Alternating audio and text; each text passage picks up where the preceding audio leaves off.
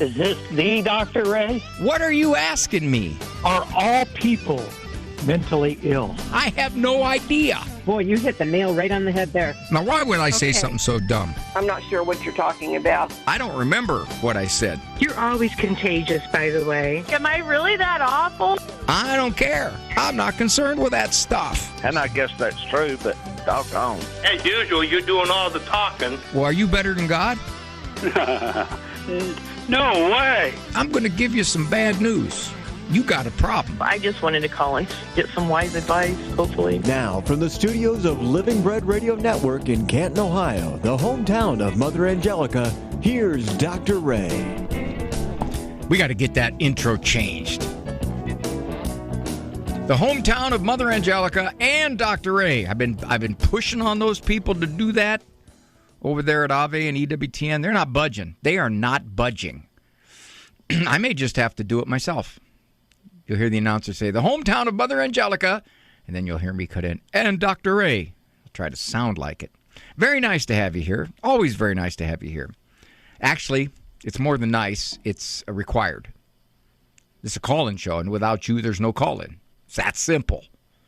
I really enjoy your calls, whether they are about circumstances in your life that you want to bounce something off, whether they are your own unique insights, or no, not even unique, just good insights about living.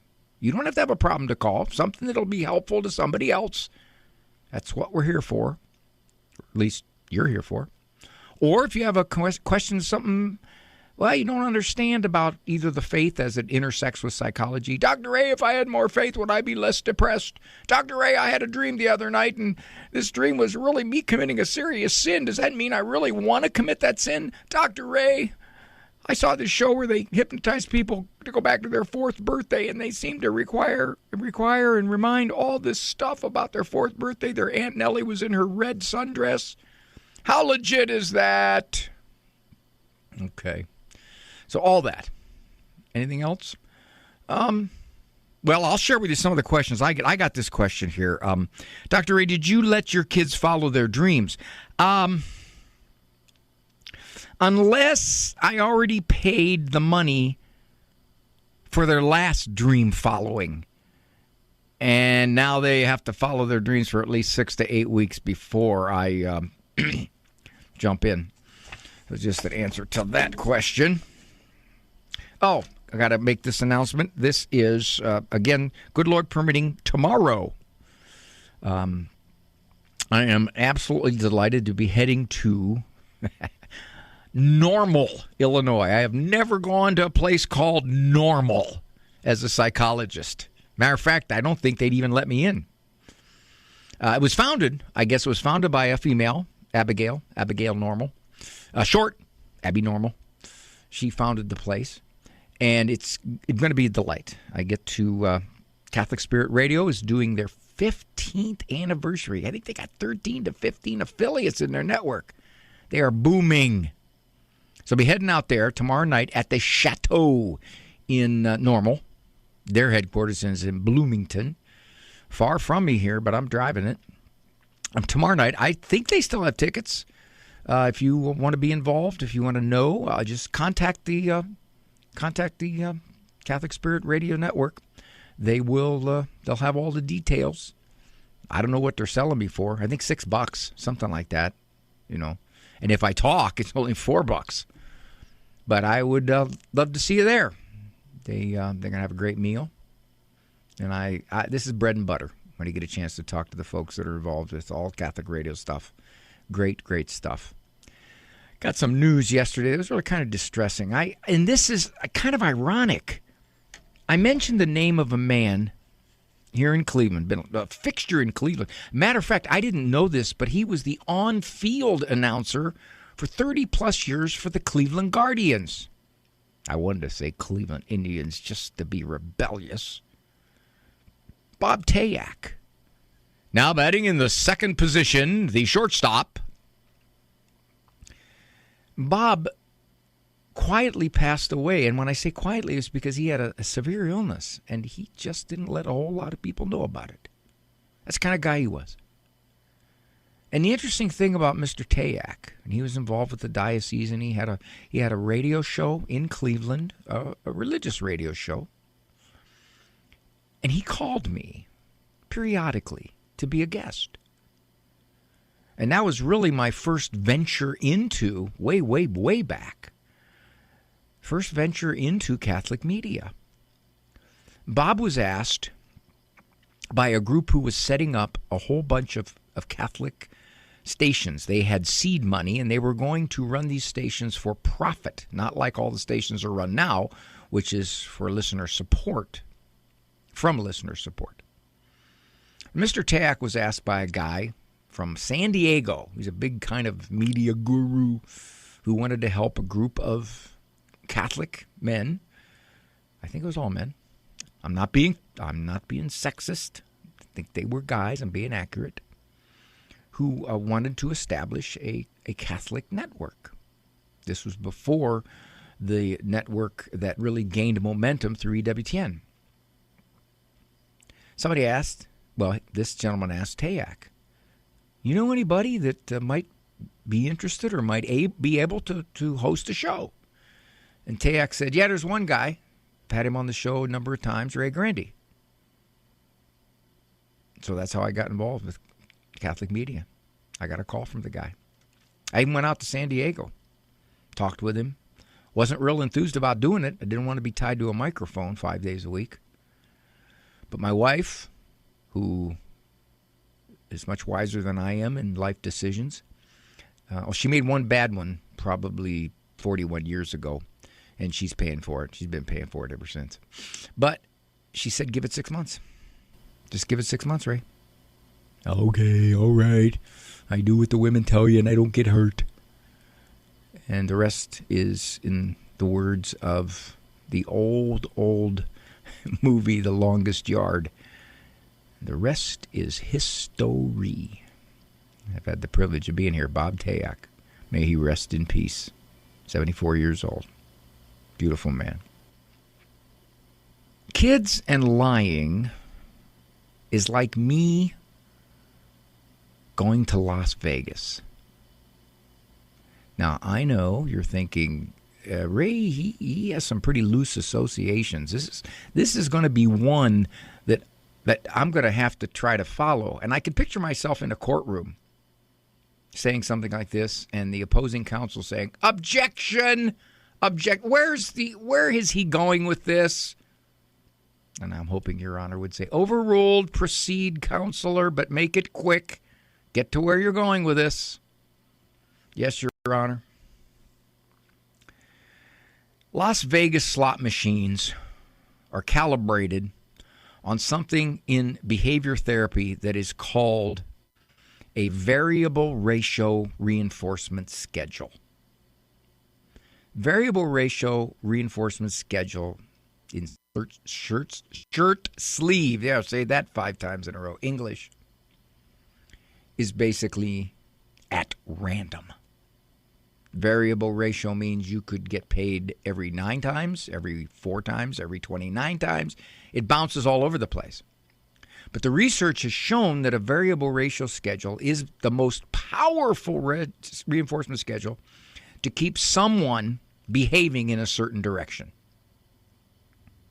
They put pigeons on variable ratio schedules for pecking, and every so many unpredictable pecks leads to a seed. And the pigeons will peck themselves into exhaustion. And you've seen people playing slot machines. They will get tendinitis in their elbows. They will get carpal tunnel in their wrists, pushing away these buttons. Used to be cranks. I like the old days of cranks, but now it's just buttons. Making it quicker. Buttons are quicker. So how is this related to lying? Kids lying. Pretty simple. Parents will very frustratingly tell me, we can't break this habit. It's really hard to break this habit that he's got. He's developed it. Why? Is this a sign of his darkening moral character? Probably not. But he is being guided by a variable ratio reinforcement schedule. Huh? Well, lies can succeed. They can get you out of trouble. That's the main lie for a kid, is to get out of trouble. The attention lies, yeah, that's second most common.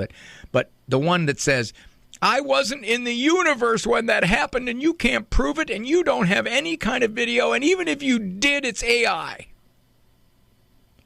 So they maintain their innocence through it all. And you can't really prove it. You weren't there. And they know you weren't there. All the evidence points to them, but you don't have a body. So here and there, they succeed. Here and there, they get the payoff, which is to avoid trouble. Again, using behavioral terminology, negative reinforcement. Negative reinforcement is not punishment. Negative reinforcement is the removal of an aversive stimulus, which by its removal is rewarding. So every so often, unpredictably, a lie works. And yes, I can get caught and I can get disciplined, but there's still the chance. And so, for some kids, they play the odds. They play the Vegas odds for lying. They're searching for the reward. And it can happen. You can't prove it every time. You can't catch them every time. You weren't there every time. There's only one certain way to know a kid is lying. He has to have an 8-year-old sister. Father, I have some information you might be interested in. I've written it down in a binder in triplicate, one for you, one for Mom, one for the attorney, about a boy whose name begins with L. Linus. 877-573-7825. That is the number. Come on, give me a call. I would love to hear from you. 877-57-EQUAL. That is the number. Underwritten in part by the following nonprofit. Do you feel as though life is flying past you? Are you desperate for a way to find moments of peace and quiet? Lord, Teach Me to Pray, the free Ignatian Prayer Series, will open your heart to His voice, to the peace you are seeking and the only love that fulfills the human heart, Jesus. God is calling you to true joy, knowing Jesus personally. Lord, Teach Me to Pray is free. Go to LordTeachMeToPray.com, click on the red box, order the Lord Teach Me to Pray series now. Go to LordTeachMeToPray.com. Announcing again our popular St. Paul Mediterranean cruise and pilgrimage, visiting over 10 biblical sites. You'll never read the New Testament the same again after exploring Athens, Ephesus, Corinth, Thessalonica, Philippi, Crete, and the Greek Isles, and much more. Mass at Mary's house. Our luxurious celebrity cruise liner awaits you. To learn more about your Ave Maria Radio trip, find the Ave Maria Radio Travel tab at AveMariaRadio.net. Welcome to Advanced Dentistry Center family. This is Dr. Metti, and our team strives to treat you like family in a loving and compassionate way as we focus on serving you in a Christ-like manner. We do this by emphasizing prevention and general well-being for a lifetime. Our private practice is small, personal, state-of-the-art, and innovative, with the goal to educate and motivate our patients in improving their oral health. It is through a partnership with you that you will achieve the goals for your smile. Advanced Dentistry is serious about the level of care we provide, with attention to details and an exceptional level of care, skill, and judgment. We are thrilled for the opportunity to serve you. Dr. Matty and the team invite you to visit them at AdvancedDentistryCenter.com or call them at 248-594-9592. That's 248-594-9592. AdvancedDentistryCenter.com.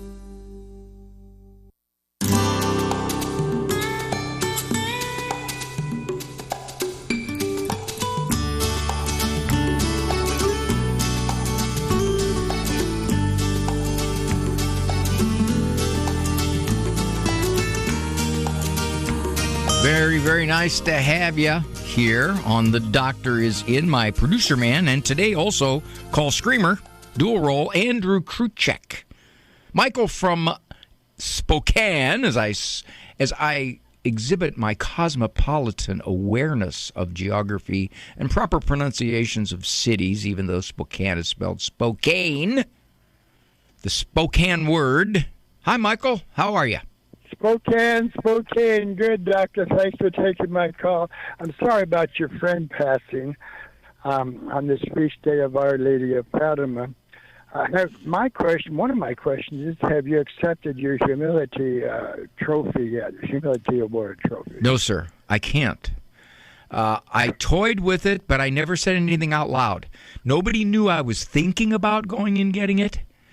But once you go and get it, you lose it. I mean, that's the tricky stuff with humility. Humility is the only virtue that if you think you have it, you don't have it. I mean, I think God designed it that way. It's tricky stuff, this humility. It really is. And then one of the things that I've been able to be so humble about is that I don't acknowledge that I'm humble there. If I would, then certainly, I mean, there are people waiting in the wings to catch me, speaking something with a little pride to it, and I refuse. I just refuse. Well, Doctor, pardon me for interrupting. I missed your monologue yesterday on peace, and I know I have to go to confession now, but what gives me peace is going to confession and to receive the actual Eucharist, the Holy Eucharist, the body of Christ, not a symbol, the actual body of Christ. My question, too, is on humor in our lives. I was thinking of the movie Harvey, the Invisible Rabbit, with Jimmy Stewart in it, talking to the invisible rabbit, which no one else could see. So how does humor play roles in our lives, religious or otherwise? Let me preface that for a moment. Some decades ago, my wife and I were out in L.A., and we were like tourists driving through Beverly Hills, looking at these houses. And it's interesting, just as a sidelight, some of these houses in Beverly Hills are nowhere near as big as some of the houses in the allotments that are in my area.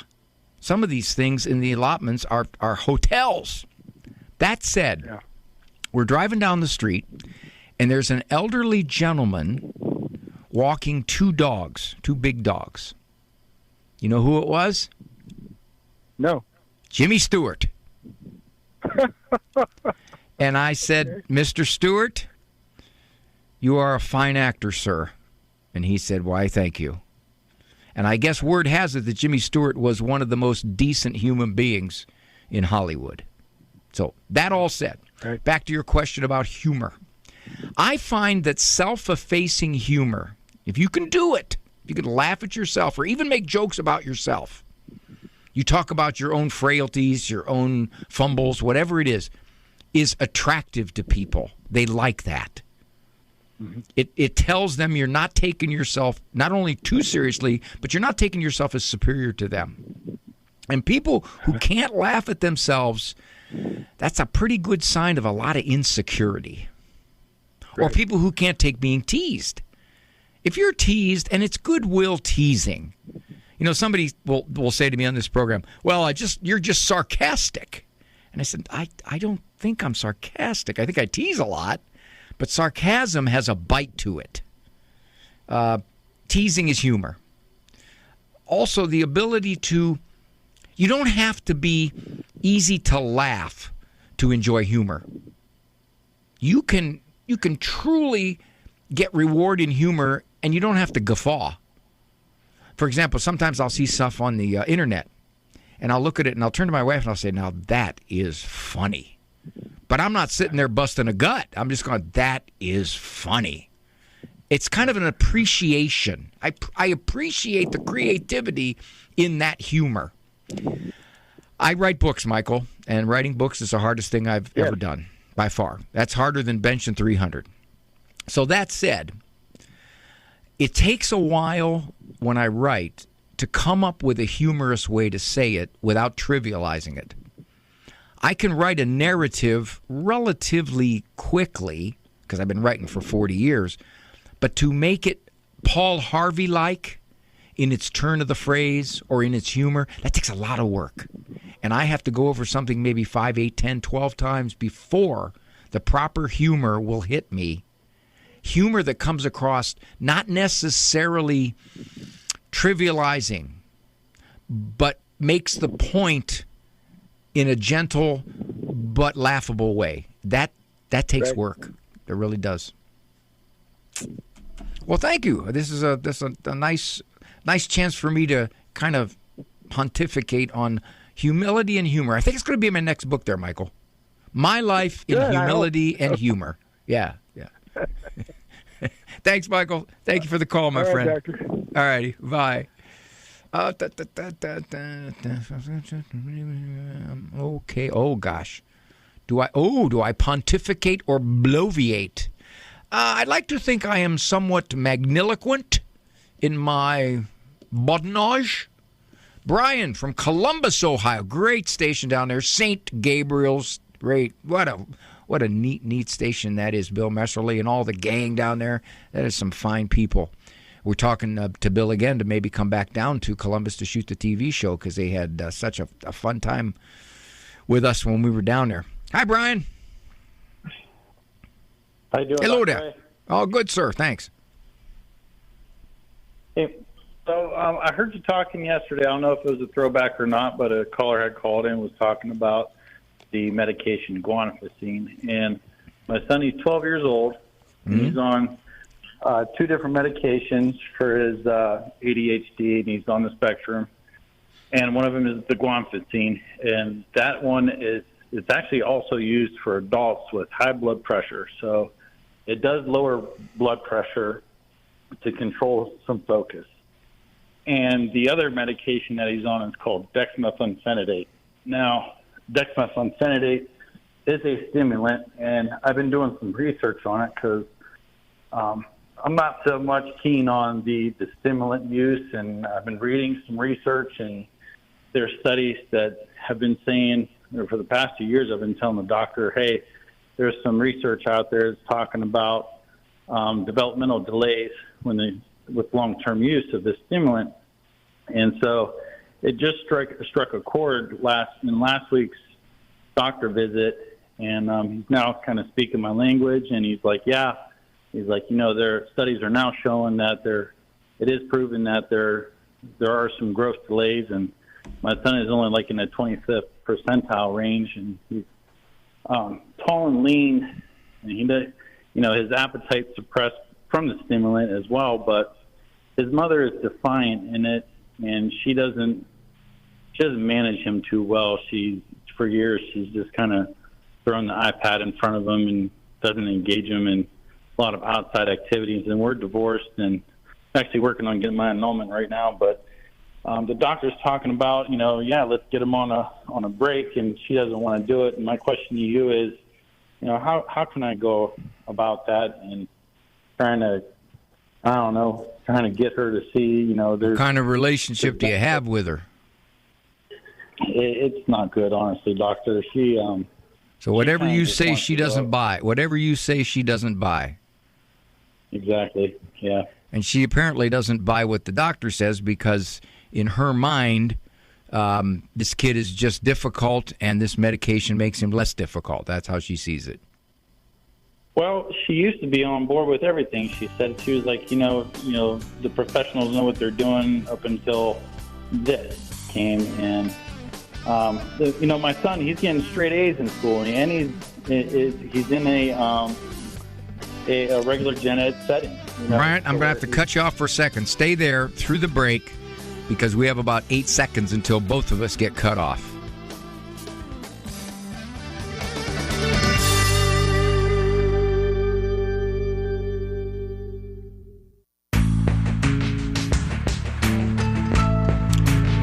The bottom of the hour here. And at the bottom of the hour, typically I re-invite folks to call in because we have a lot of lines, and there's a pretty good chance we'll get to you. Many people say, if I can't call in at the top of the show, I don't ever call in because I'm not going to get talked to. That's not true. You have equal chances of getting talked to. So the number is 877, and I realized I didn't give it out at the top of the program, I don't think. 877-573-7825. 877-57-EQUAL. Now, I'm talking from Brian. I'm talking to Brian from Columbus, Ohio. He's commenting on a call from yesterday. A young man was on medication, and I'm not all that familiar with that medication and its effect. He says, "Is guanosine? Is that what you called it? Because I know that's a peptide, but I didn't see how it was used for ADHD diagnoses. Is that the right word there, Brian? Guanosine? No, guan, Guanfacine, guanfacine. Oh, all right. Well, let me look at that then here. Let me just check that out there. Guanosine. Okay, this shows you my ignorance in keeping up with all S-A-S-I-N-E.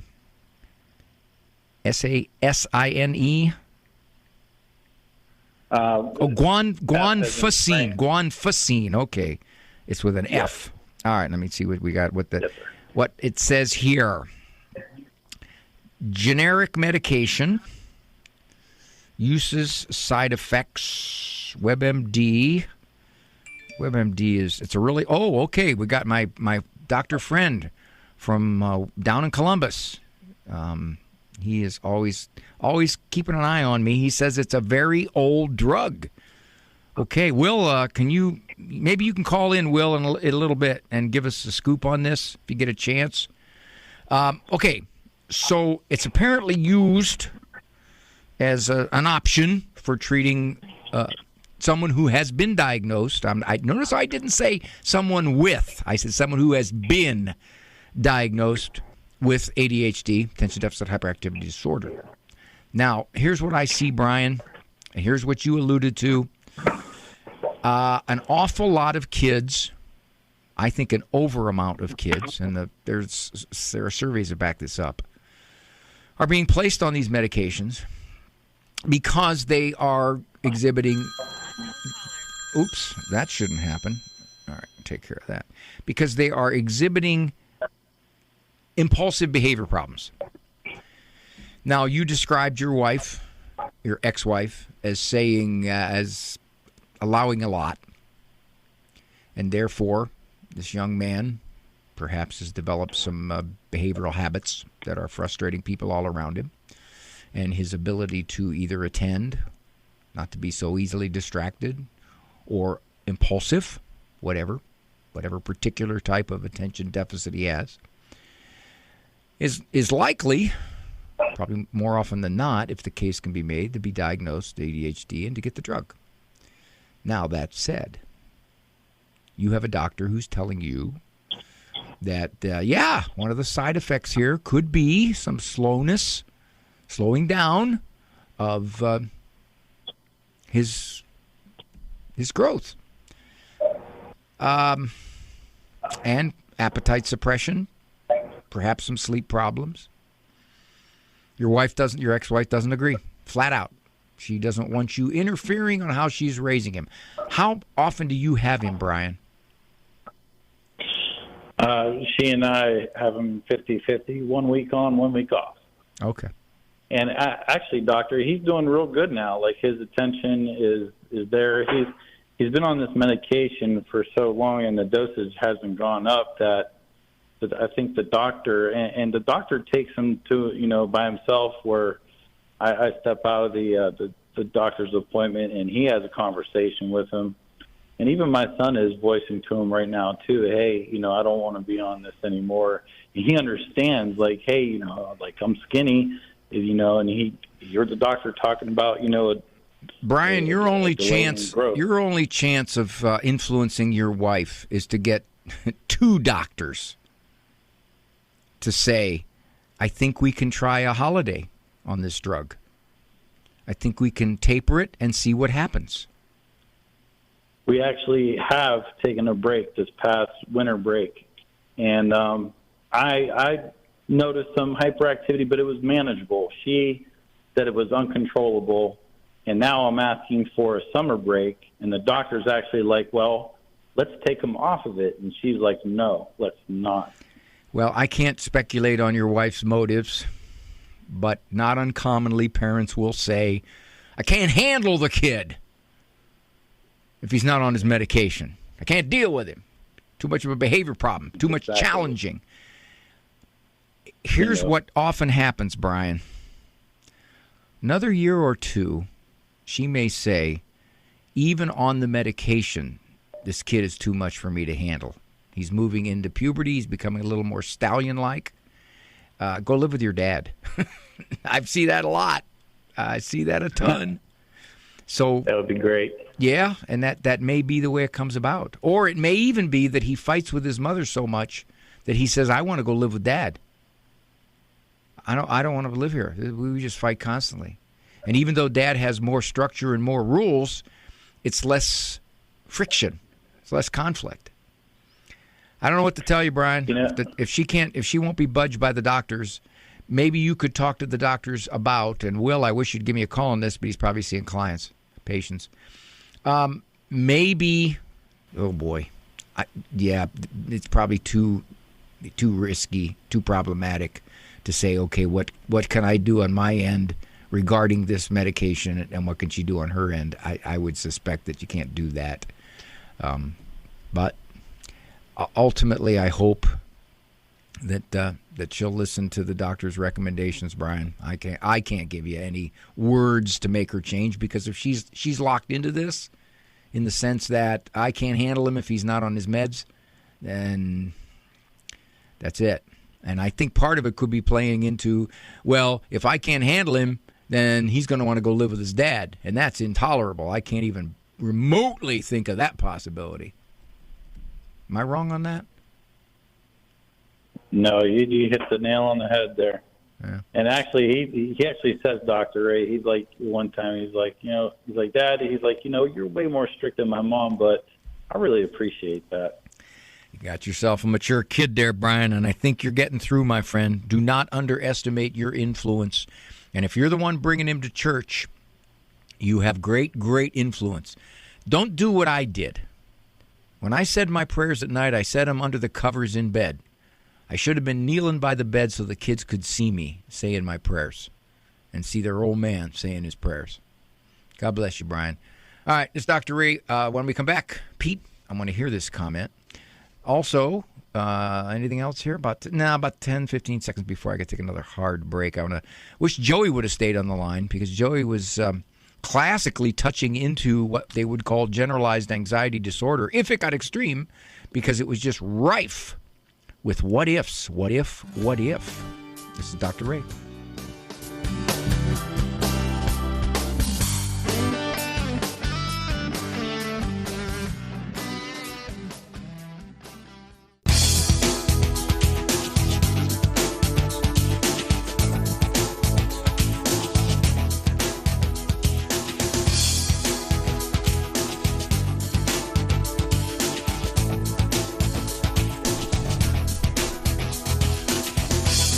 My friend, and seems like a very consistent listener, because he routinely texts me during the program, Dr. Will Turek, down there in Columbus.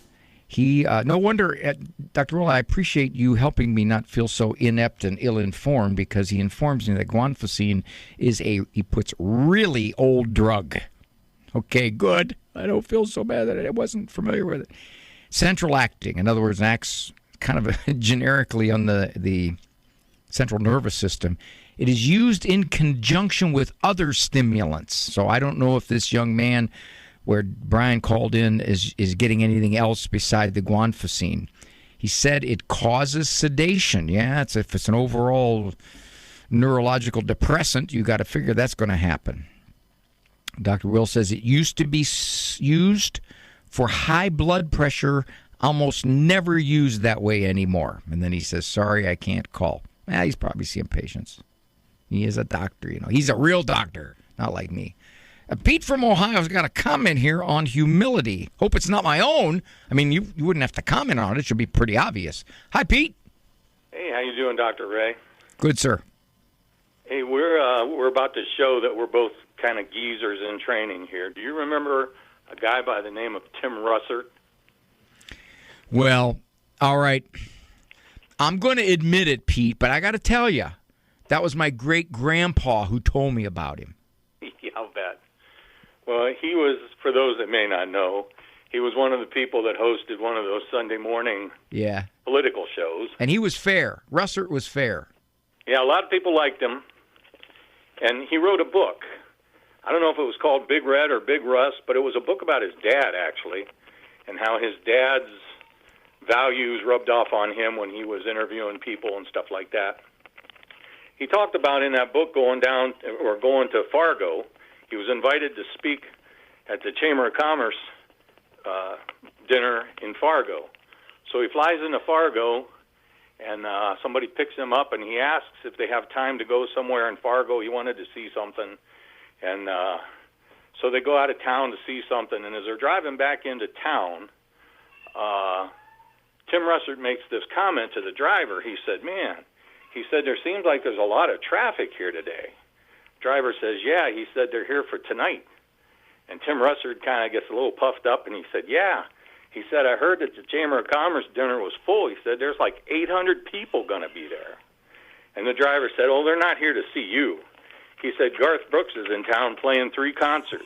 And he said, well, where's he playing at? He said, the Fargo Dome. He said, well, how many does that hold? And he said, about 25,000. And so Tim Russert, I forget how he worded it, but the concept was, for one brief shining moment, he thought he was a somebody in Fargo.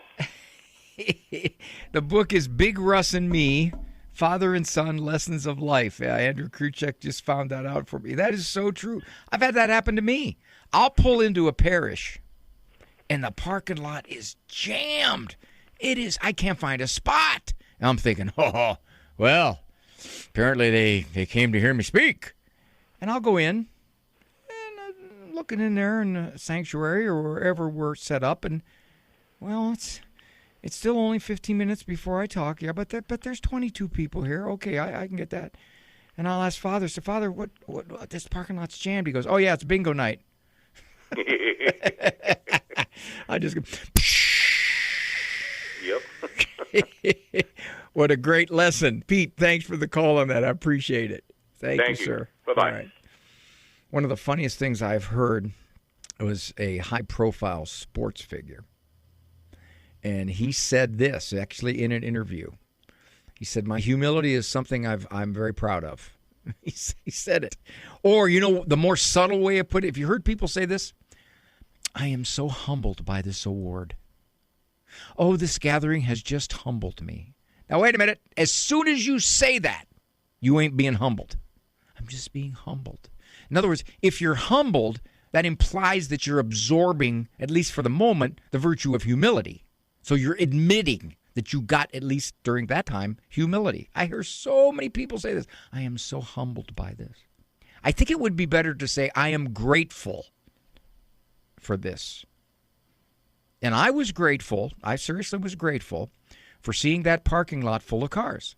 And the reason was, for about the 22 seconds that it took me to park my car and get into where I'm speaking, I felt it was there for me. I felt pretty good. Until, and I asked Father, would it be okay if I just moved the talk down to the bingo hall and just spoke between the letters? And he said, it probably would work, but I think a couple of those little old ladies would kill you. Yeah, point well taken. All right, 877-573-7825 if you want to get in one last call before the end of the program.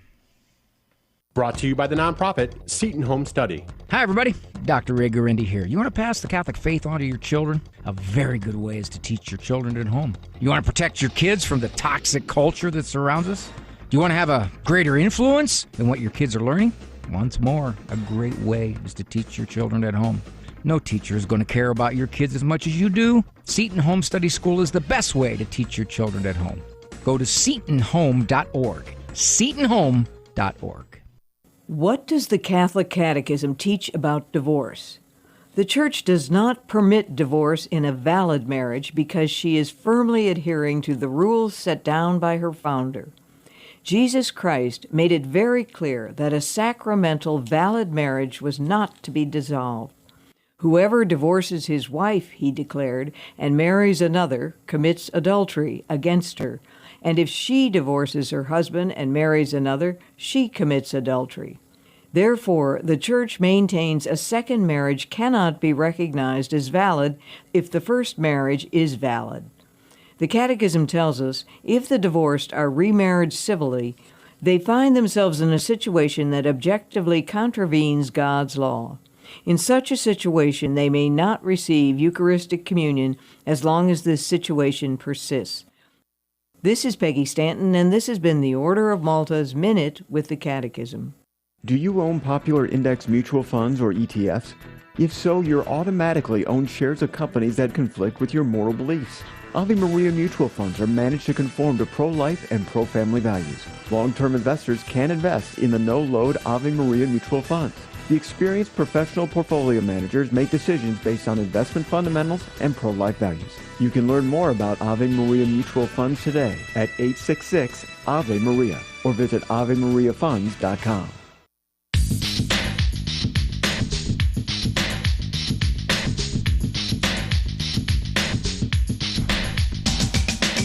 Our engineer, Matt Zini, brought in the Kit Kats. Appreciate that, Matthew. All right. Got a lot of stuff here. Joey from Gregory, Michigan, you call back some other time, okay? Because that's a great question, and it taps into perhaps something that people would call generalized anxiety disorder. I'm not going to diagnose you on that. I can't at this point. But there seems to be a lot of what-ifing going on in you being the father of 7 children. Father Deacon Lawrence, another favorite for me. I've met Father Deacon many, many times. He's got a great voice.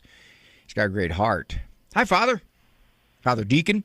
Good afternoon. How are you? Well, nothing gaining on me. The day before Ascension, this is the last day I can say this, Christ is risen. Then what are you going to say, Christ is gone or what? No, then Christ is left? Indeed, he is risen. No, tonight, since the day begins with sundown, we'll be saying Christ is ascended. Oh, all right. And See, you know all the theological language there. That's the thing. Well, let's go to the bingo comment you made. Yeah. I remember going to a church when I was probably in my early 20s, where I ended up being there a long time. I ended up getting married there, met my wife there, was ordained a deacon there, and, kids were baptized there and all this stuff. Remember going there one time on a Monday night and for a holy day, and the parking lot was packed. And I thought, wow, these people are really into holy days and stuff. And I went inside, and there were like 1, maybe 2 or 3 other people.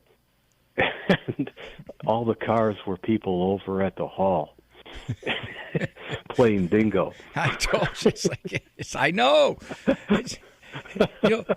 I guess bingo was kind of common among certain parishes where that you would try to raise money, and ironically, you'd raise it through gambling. Yeah, and believe it or not, it's a Catholic school that closed. My son was there through first through third grade, and my daughter was there just for first grade. But if your kids went to school there, you had to work bingos as a parent. And my wife and I are both allergic to smoke. Actually, this August 22nd will be 43 years since I quit smoking. But you go there, and they had like 2 rows of tables that were non-smoking, or that were smoking, and the rest were non-smoking. Now, they have these vents up above or something that's supposed to get the smoke out of there. No, it was smoking and heavy smoking is what it was. That's right. It's smoking and heavy smoking. Yeah, Those are the 2 sections. I'll never forget when I came home that night, I took off a shirt or sweatshirt, whatever I was wearing, and I told my wife, you aren't going to work at this. I will work this. You couldn't handle smoke. Yeah. Well, I used to play a lot in restaurants, supper clubs, restaurants. Oh, yeah. And I'll tell you what, I mean, that was back when smoking was okay. And my organ just smelled like smoke. When I brought it home, it was like, oh, this is wild. Oh, yeah. Yeah, it was very, very much. Yeah. So, it's always, now I'm fully aware that when I go to a parish or wherever it is and I see all these cars, I am anticipating it's for something else. And then by some chance, if it's for me, I'm thinking, whoa, what happened? These people got no life. What are they doing? So, Father Deacon. I remember in the seminary. Yeah. Okay. Go ahead, please. Go ahead, one more. I remember in the seminary, Bishop Nicholas Samra said, 500 years from now, people are going to dig up archives and stuff, and we're going to find people saying, or archaeologists saying, there's a Saint Bingo in the Catholic Church. Saint Bingo. I love it. He's Italian. Bingo, yeah. Yeah. Bingarelli. Yeah. Thanks, Father Deacon. Call anytime. Angela from Buffalo, New York. Oh, Angela, is this 4-year-old wrapping you up? Yes, she is, Dr. Ray. Now you know what it's like to live with a woman. She is so smart, and she is so ahead of the game.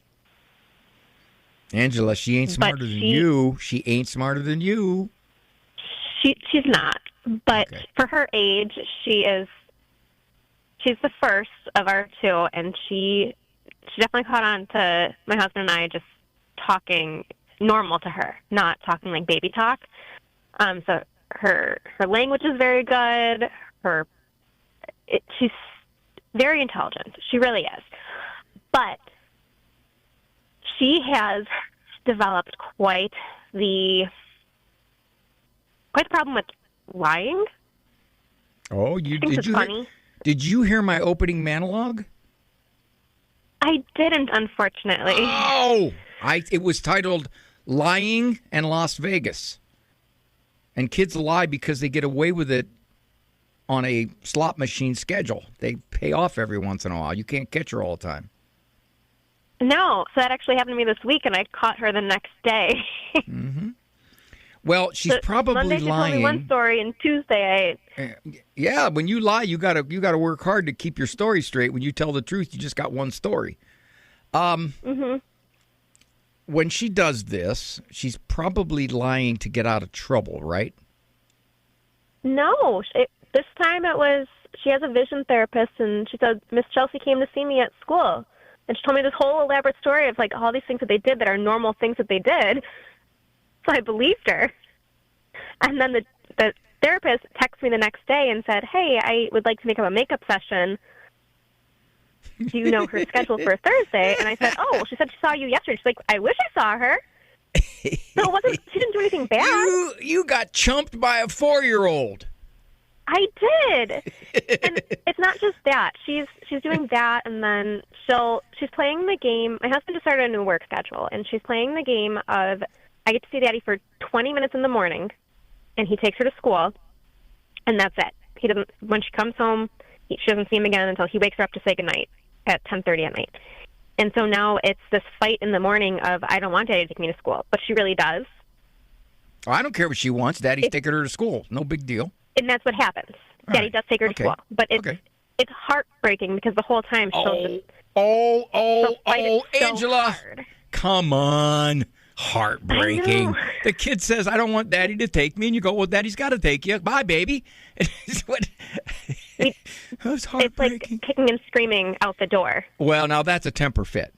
And I think I would tell her when she comes home, she's going to go straight to the corner every time she does that in the morning. Okay. That's first thing. Second thing, when she makes up these wild stories, and one of my books I talk about this, the kid who talks about an elephant ran into the school and he jumped on the elephant's back and he wrestled the elephant to the ground, because they tell these great stories because you're paying attention to me while I'm telling them.